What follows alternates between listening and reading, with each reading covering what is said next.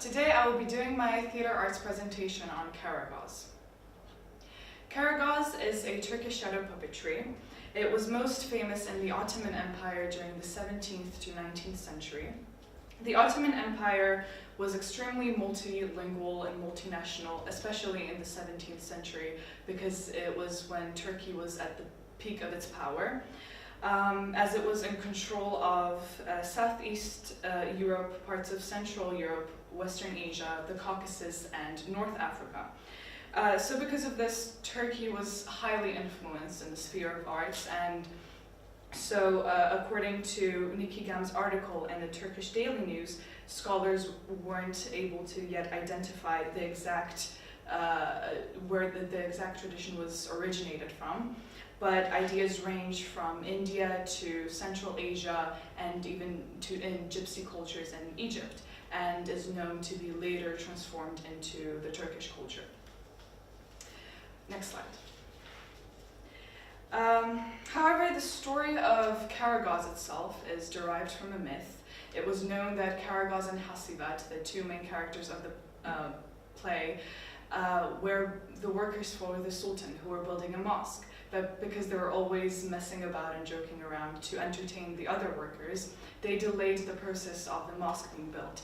And ultimately, when the Sultan found this out, he decided to punish Karagoz and Hasivat by executing them. But because the townsfolk loved the characters so much that a man named Sih Kusteri made images of them from camel hide and decided to go around town telling the stories of Karagoz and Hasivat through shadow puppetry.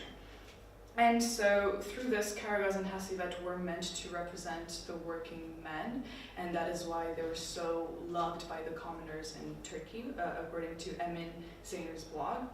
And next slide. Karagoz plays were usually performed during the month of Ramadan, which is a religious ritual in Turkey and in Islamic countries. And also the whole idea of shadow puppetry itself follows an Islamic doctrine, which is that a man is but a shadow manipulated by his creator, the man being the puppet and the creator being the puppeteer. Next slide. Karagoz also serves a political purpose, as the stories were devised to suit the political situation at that time in Turkey. The government and the prominent people were heavily criticized in the Karagoz performances and in the stories. And according to an article by Paulette Delois, it was a vehicle of political satire, which even the Sultan wasn't immune to being criticized.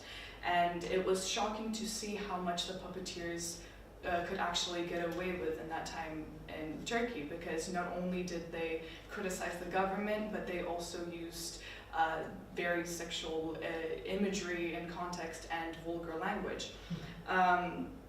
But this is ultimately why Karagoz was loved so much by the commoners, and it was always held in coffee houses, which was their famous meeting point in Turkey, where they would discuss and meet and discuss the government and the political situation in that time. However, throughout recent changes in political power, according to Serdar Öztürk's university research, Karagoz's entire purpose of criticizing the government and being a political satire was taken away from them, and the freedom of speech that the puppeteers had was taken away because the government decided to manipulate the Karagoz culture into doing the complete opposite and actually promoting the government of the time. And because that completely destroyed the whole purpose of Karagoz's shadow puppetry, the tradition itself started fading, and it wasn't as desired by the people as it used to be in the 17th to 19th century. And as of today, it is usually performed in very rare and special occasions, and mostly for touristic entertainment. Next slide. According to the Turkish Cultural Foundation, the role of the master and the puppeteer in Karagoz was very important, because not only did they have to recite 20 stories, but they also had to simultaneously manipulate multiple puppets while only having two hands, be able to sing and play instruments at the same time. However, some sources claim that it was all done by a single puppeteer. According to Mustafa Kultu, the masters were aided by an apprentice whose job was to hand them equipment in the right time. So for my performance convention, I have chosen to explore movement and instrumentation. So according to Karagoz.cu, musical instruments used in shadow plays were divided into two parts. The ones which appeared onto the curtain, which were shown by what the puppets were holding, and it was usually a rural folk music instruments, while behind the curtain there would be classical instruments from the urban music playing. And the instrument used most of the time was the tambourine, as it was significant to the Turkish urban music, and it emphasized on the atmosphere and the tension being built in the play itself, and it accompanied a lot of the movements that went on in the play.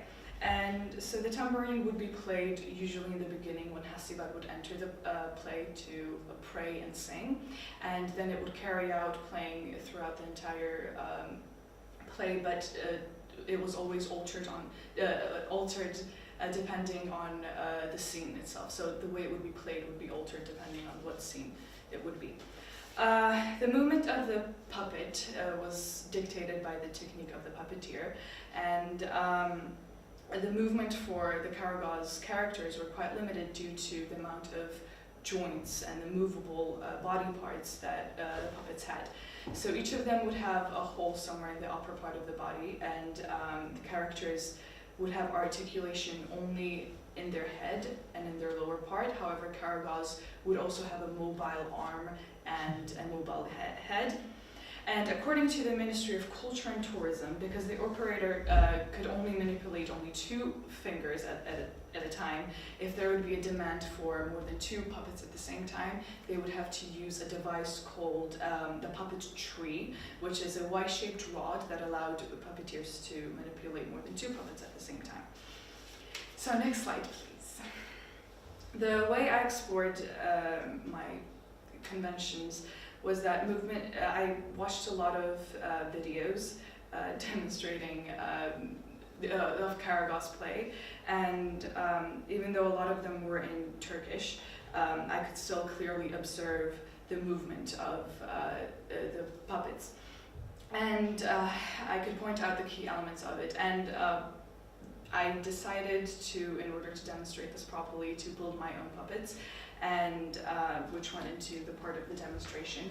Originally, I have decided to show my puppets through the projection light onto a whiteboard, but I realized it was quite difficult to do so, and my body was blocking the demonstration itself, because of which I resorted into building an entire set. Ultimately, that was quite difficult because I didn't have the materials that I needed to have, but however, I found a tutorial on YouTube by Abigail Warner, who demonstrated a simpler way of building a set, and instead of using, for example, a cotton cloth, which they originally used in Karagoz plays, I used a laminated, a parchment paper, and to build my puppets, I used a laminated plastic. It took me a few hours of practice to master manipulation of the puppets itself, because it was difficult to hold two rods for Karagoz in my left hand, which is not my dominant hand. However, I did it through practice. And the way I approached my instrumentation was that I decided to experiment with different types of tambourine. Originally, I used a headless tambourine, as you can see on the left, and it is a modernized version of the tambourine, but I realized that because I needed to make a tapping sound with it. I had to use a tunable tambourine, and it's also a tambourine that most resembles the Turkish traditional tambourine used. For my moment of theater, I have chosen the fight scene, which is a significant part in the play. It always occurs in the middle of the play because Hasivat and Karagoz are known for their misbehaving and fighting and so on. I will talk you through my moment of theater. So Karagoz's character would move frantically up and down to show his comedic character, while at the beat of the tambourine they would both take turns to throw insults at each other by nodding their heads, which would emphasize their throwing insults. And it would look a little something like this.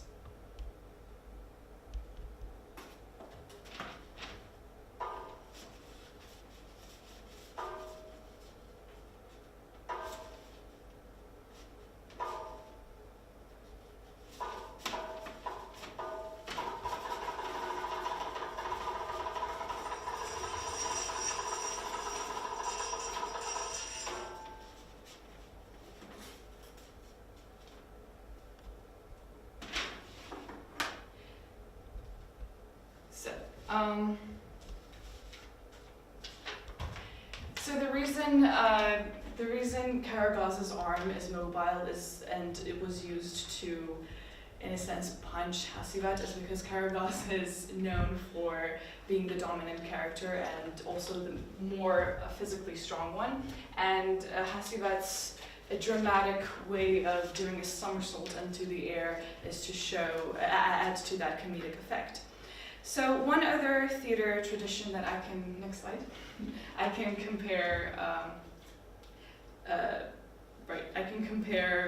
Karagoz to is Chinese shadow puppetry, because not only are they both shadow puppets, but they both have colorful silhouettes which are two-dimensional, and they're both made out of leather. Both are accompanied by traditional music and instrumentation. They both have light source from behind, and the puppets are manipulated with rods. And the puppet master for both of the theater traditions have to simultaneously manipulate multiple puppets at the same time. However, the differences that they have is that in Chinese shadow puppetry, puppets have 12 to 24 movable joints, while Karagoz only has up to 5. And the Chinese puppets were shown wearing masks, while for Karagoz, the characters were significant of Turkish illustrations and the tradition derived from it.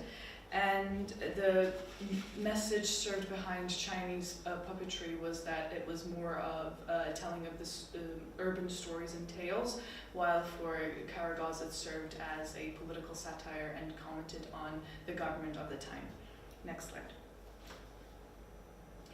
The impact this had on me as a learner is that I discovered and gained broader knowledge of the Turkish culture and the Ottoman Empire at that time, which is personally significant for me because I come from the Caucasus, specifically Georgia, which was in and out of Ottoman Empire's control. And it is quite shocking to see how much of the influence has been gained from that. For example, in the criticizing of the government through arts, that was very significant in Georgia as well, which could be influenced from that Turkish tradition. And this also gave me a broader knowledge of shadow puppetry, which originally I thought was solely used for entertaining children, but as found out in Karagoz, if anything, it was banned from children and women because it was so heavy on sexual context. I have also gained a lot of skill with building puppets, and for example, last year I was in a play of Alice in Wonderland, and we used a shadow puppets for Alice, but it was very simplified because we didn't know how to make the puppets mobile. But now that I have the skill to do it, next time I can apply it in my future performances. So thank you.